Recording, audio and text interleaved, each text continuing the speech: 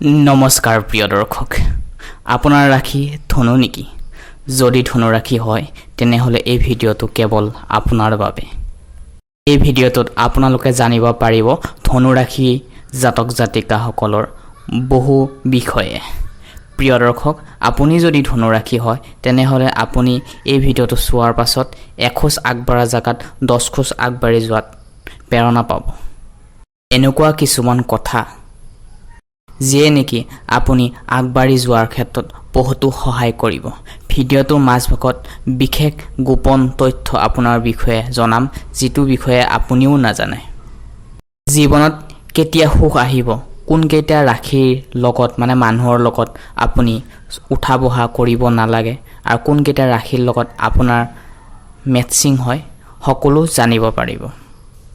ধনু ৰাশি হৈছে ৰাশি চক্ৰৰ নৱমটো ৰাশি, যাৰ অধিপত্য হ'ল দেৱগুৰু বৃহস্পতি। ধনু ৰাশিৰ পিতক চিত্ৰ হ'ল হাতত ধনু ৰাশি থকা এজন লোক।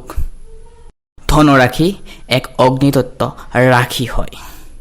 ধনু ৰাশি হৈছে বিশেষকৈ ধনু ৰাশিৰ লোকসকলে আনক উপকাৰ কৰি বহুত ভাল পায়। তেওঁলোকৰ হৃদয়খন বৰ কোমল, লগতে মনৰ পৰা বহুত ধনী হোৱা দেখা পোৱা যায়। ধনু ৰাশি বিশেষকৈ এওঁলোক জ্ঞানী হোৱাও দেখা পোৱা যায়। লগতে অন্য লোকে এওঁলোকক জ্ঞান দি থকাটো এওঁলোকে পচন্দ নকৰে, ভাল নাপায়।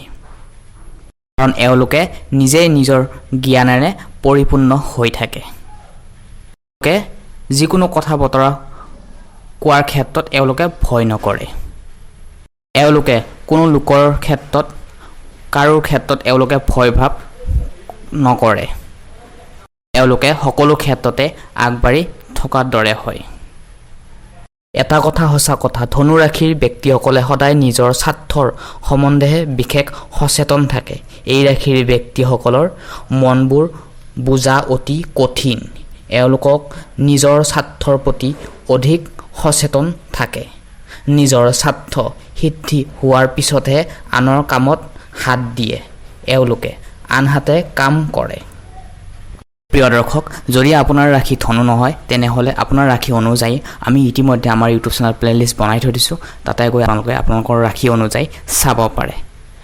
আৰু এতিয়ালৈ ভিডিঅ'টো চাই আছে যদি ভিডিঅ'টো লাইক কৰাৰ লগতে কমেণ্ট বক্সৰ জৰিয়তে হৰ হৰ মহাদেৱ নাম উচ্চাৰণ কৰি দিব ভক্তি মনেৰে। ধনু ৰাশিৰ লোকসকলে মানুহক সহায় কৰি উপকাৰ কৰি ভাল পায়। এই এটা গুণ ধনু ৰাশিৰ জাতক জাতিকাসকলৰ মাজত সদায় দেখিবলৈ পোৱা যায় যে যিকোনো কঠিন কাম এওঁলোকে সহজে কৰিবলৈ পাৰে। এওঁলোকৰ বেলেগৰ তুলনাত বুদ্ধি আৰু জ্ঞান বহুতেই বেছি দেখিবলৈ পোৱা যায়। এওঁলোক অগ্নিতত্ত্ব ৰাশি যদিও এওঁলোকৰ মাজত কিছুমান দুৰ্বলতা দেখা পোৱা যায়। এওঁলোকৰ সোনকালে খং উঠি যায়। এওঁলোকে খুব সোনকালে খং কৰে, যাৰ ফলত এওঁলোকে নিজেই হেৰাবলগীয়া হৈ পৰে।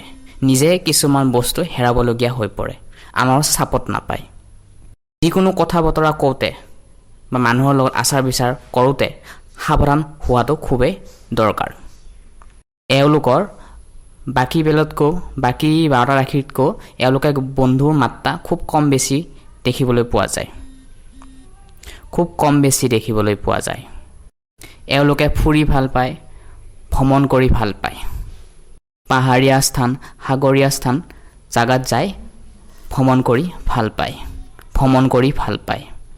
ধনু ৰাশিৰ জাতক জাতিকাসকল, বিশেষকৈ নাৰীসকল, ছোৱালীসকল, যিসকল ধনু ৰাশি ছোৱালী আছে, তেওঁলোকে নিজে প্ৰেম প্ৰণয়নৰ ক্ষেত্ৰৰ জৰিয়তে তেওঁলোকে বিবাহবাদত আবদ্ধ হ'বলৈ ইচ্ছা কৰে।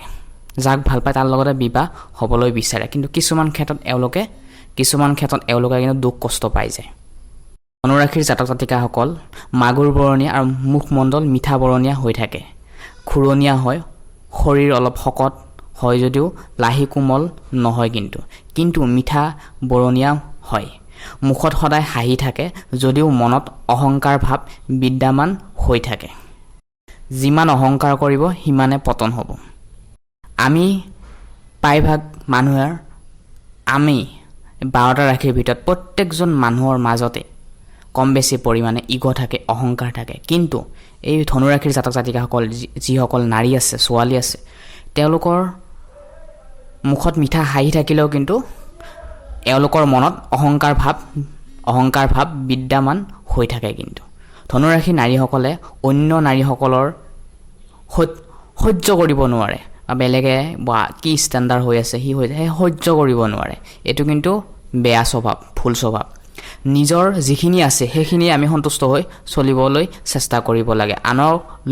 আনৰ ভাল গুণটো চাব লাগে, বেয়া গুণটো চাব নালাগে। আৰু একচুৱেলি আৰু এটা বিশেষ টিপছ জনাইছোঁ, তাৰ 10 লাখ টকা আছে, 1 কৰোৰ টকা আছে, সেইটোক লৈ আপুনি ইমান হিংসা নকৰিব। সি কেনেকৈ 1 কৰোৰ টকা বনাইছে, আপুনি 2 কৰোৰ বনাব, সেইটোক লৈ আপুনি প্ৰজেকশ্যন বনাব লাগে। ধনুৰাশি জাতক জাতিকাসকলে সদায় সৌন্দৰ্যৱান নিজৰ চৰিত্ৰৰ মাজতেই নিজৰ শৰীৰটো বৰ ধুনীয়া চাফ চিকুণ কৰি ৰাখিবলৈ বিচাৰে, আনন্দৰ মাজেৰে পাৰ কৰিব বিচাৰে, কিন্তু খংটো বৰ বেছি। ধনুৰাশিৰ জাতক জাতিকাসকলে অধিক খাদ্যৰ ওপৰত আকৰ্ষিত হয়। এটা কথা সঁচা কথা, ধনুৰাশিৰ জাতক জাতিকাসকলে কৰ্মৰ ক্ষেত্ৰত নাৰীসকলে অনুষ্ঠান প্ৰতিষ্ঠানৰ সকলো কৰ্মচাৰীৰ সৈতে সুসম্পৰ্ক বজাই ৰাখি নিজৰ কামবোৰ গোপনে কৰিবলৈ বিচাৰে। হয়, এওঁলোক বহুত শক্তিশালী হয়। ধনুৰাশিৰ জাতক জাতিকা পুৰুষ মহিলা বুদ্ধিমান, জ্ঞান থাকে। ধনুৰাশিৰ জাতক জাতিকাসকলে স্বাধীনভাৱে জীৱন যাপন কৰিব বিচাৰে। ধনুৰাশিৰ জাতক জাতিকাসকলৰ মাজত প্ৰায় বেছি দেখিবলৈ পোৱা যায় 25-26 বছৰ বয়সৰ পাছত 30 বছৰ আগৰ সময়খিনিত তেওঁলোকৰ জীৱনত ভাগ্য উদয় হয় বা সলনি হয়। আপুনি নিশ্চয় কমেণ্ট বক্সৰ জৰিয়তে জনাবলৈ নাপাহৰিবচোন, আপোনাৰ লাইফত এই 25 পৰা 35 বছৰ সময়ছোৱাত কি পৰিৱৰ্তন আহিছে। প্ৰিয় দৰ্শক, ভিডিঅ'টো লাইক কৰাৰ লগতে চেনেলটি ছাবস্ক্ৰাইব কৰি থ'বলৈ একেবাৰে নাপাহৰিব। এতিয়া আমি জানো আহকচোন কেইটামান ৰাশিৰ বিষয়ে। এইকেইটা ৰাশিৰ পৰা আপুনি সাৱধান হোৱাটো খুবেই অত্যন্ত জৰুৰী, আপোনাৰ লগত মেটচিং নহয়। এই 3টা ৰাশিৰ পৰা আপুনি দূৰত্ব বজাই ৰাখিব লাগিব, কিয়নো এই ৰাশিসমূহৰ লগত আপোনাৰ যি মিলাপ্ৰীতি আছে সেয়া কেতিয়াও ভাল নহ'ব, বা আপোনাৰ লগত বিশ্বাসঘাত হোৱাও সম্ভাৱনা থাকে। সেয়েহে প্ৰিয় দৰ্শক, জানো আহকচোন কোনকেইটা ৰাশি। 3টা ৰাশিৰ প্ৰথমটো ৰাশি হৈছে মকৰ ৰাশি, বৃষভ ৰাশি আৰু তুলা ৰাশি। এইকেইটা ৰাশিৰ লগত আপোনালোকৰ তালমিল ইমান এটা নাথাকে।